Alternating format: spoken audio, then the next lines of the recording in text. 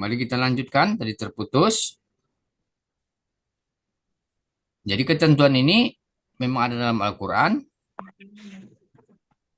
Kemudian dalam surat An-Nisa lagi ayat 12, artinya dan bagimu. Nah, ini bagimu, suami-suami.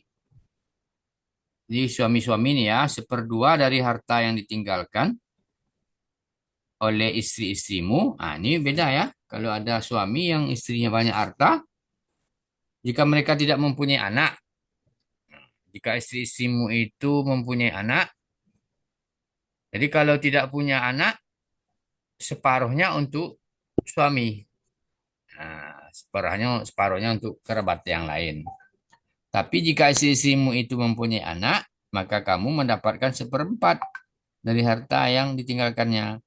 Sesudah dipenuhi wasiat yang mereka buat atau dan sudah dibayar hutangnya. Nah, tetap juga kalau ada istri kaya, Eka umpamanya nanti dapat istri kaya. Eka ada join ini? Em, Udah ya. udah Pak. Jadi kalau umpamanya dapat nanti istri kaya, tahu-tahu istrinya meninggal, kita belum punya anak, tiba-tiba istrinya meninggal. Nah, otomatis warisannya separuh untuk Eka. Mana tahu kan? Nah, itu berdasarkan hukum Islam. Ya, pula dibunuh ya. Karena mau dapatkan Eh, warisan ya dibunuh, nah, itu salah itu. hmm. Jadi tetap bayar hutangnya dulu. Jadi para istri memperoleh seperempat harta yang kamu tinggalkan jika kamu tidak mempunyai anak. Jika kamu mempunyai anak, maka para istri memperoleh seperdelapan dari harta yang kamu tinggalkan sesudah dipenuhi wasiat atau buat dari sesudah bayar hutang. Jadi kalau ada anak, istri, kalau yang meninggal itu suami, ya istri bisa dapat seperdelapan. Jadi tetap intinya utang-utang harus dibayar dulu. Jika seseorang mati, baik laki-laki maupun perempuan yang tidak meninggalkan ayah dan tidak meninggalkan anak, tetapi mempunyai seorang saudara laki-laki, seibu saja, atau seorang saudara perempuan seibu saja, maka bagi masing-masing dari kedua jenis saudara itu seperenam harta. Nah, ini ya, ini dalam dalam Islam sudah lengkap nih teori-teori membagi warisan ini. Tetapi jika saudara-saudara seibu itu lebih dari seorang, maka mereka bersekutu dalam yang sepertiga itu. Jadi sepertiga yang ada yang mereka bagi sama rata. Sesudah dipenuhi wasiat yang dibuat olehnya, atau sesudah dibayar hutang-hutangnya, dengan tidak memberi mudarat kepada ahli waris. Nah, Allah menetapkan yang demikian itu sebagai syariat yang benar-benar dari Allah, dan Allah Maha mengetahui lagi Maha penyantun. Jadi Allah lebih mengetahui rahasianya. Seperti itu pembagiannya. Kemudian ayat 176 surat An-Nisa lagi, memang banyak nih ayat-ayat tentang warisan ini. Mereka meminta fatwa kepadamu. Nah, ini tentang katakanlah, jadi katakanlah Allah memberi fatwa kepadamu tentang kalalah, atau yaitu jika seorang meninggal dunia dan ia tidak mempunyai anak dan mempunyai saudara perempuan, maka bagi saudara yang perempuan itu seperdua dari harta yang ditinggalkannya. Nah, jadi kalau umpamanya tak punya anak, tapi dia ada punya saudara perempuan, ya saudara perempuannya itu dapat. Dan saudaranya yang laki-laki mempusakai seluruh harta saudara perempuan.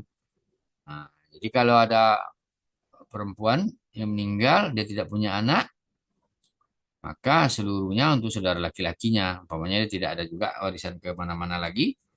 Jika ia tidak mempunyai anak, tapi jika saudara perempuan itu dua orang, maka bagi keduanya dua per tiga, eh, dua per tiganya, eh, maka bagi keduanya dua per tiga dari harta yang ditinggal oleh orang meninggal. Jadi jika mereka ahli waris, saudara-saudara laki-laki dan perempuan, maka bagi seorang laki-laki sebanyak bagian dua orang saudara perempuan, Allah menerangkan hukum ini kepadamu. Jadi surat An-Nisa yang dari ayat 7 sampai yang tadi, yang terakhir, yang ayat 176, nah, sudah menjelaskan hak waris itu. Jadi hak waris yang dimaksud ya sama berlakunya untuk Sepertinya di Melayu seperti itu. Jadi kita mulai di orang Melayu tidak tidak begitu repot-repot. Nah, so, kayak mana nih warisannya ditinggalkan yang meninggal ya?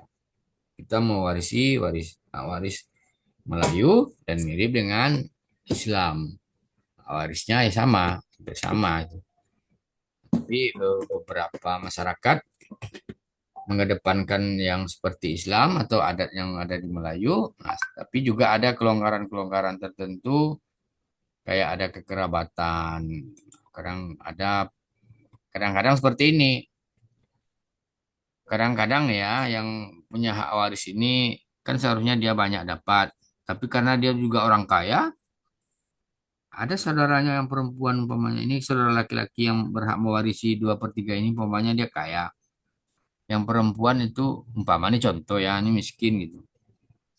Terkadang yang laki-laki yang seharusnya dapat 2/3 ini dia mau ngalah. Ya udahlah, ambil sama saudara perempuan saya aja lah separuh. Ya, dia mengurangi jatah dia. Itu bisa, itu sah-sah saja kan seizin yang punya. Tapi secara warisan dia tetap punya 2/3. Sudah kaya dia mamanya tetap dapat banyak, tambah kaya. Tapi kalau kadang-kadang karena dia sudah berpunya di kawasan Melayu biasanya dia memberi kepada saudaranya yang agak kurang, tapi tidak diambilkannya hak dia semuanya ya karena mungkin karena dia punya. Itu bisa sah saja. Tapi tetap yang hukum waris tetap diterapkan terlebih dahulu ya kalau dia mau mengasih kepada yang lain ya silakan. Sampai di sini ada yang mau ditanyakan? Ini udah 14.54. Ini biar jangan keburu asar lagi biar kita habiskan materi kita untuk yang ke-6. Ini yang kelima nih ya. Ada yang mau ditanyakan? Tidak, Bang. Cepat tidaknya ya. Jadi intinya kalau warisan di Melayu sama dengan Islam. Jadi kalau di kawasan Minangkabau berbeda. Berbeda kalau di kawasan Minangkabau berbeda.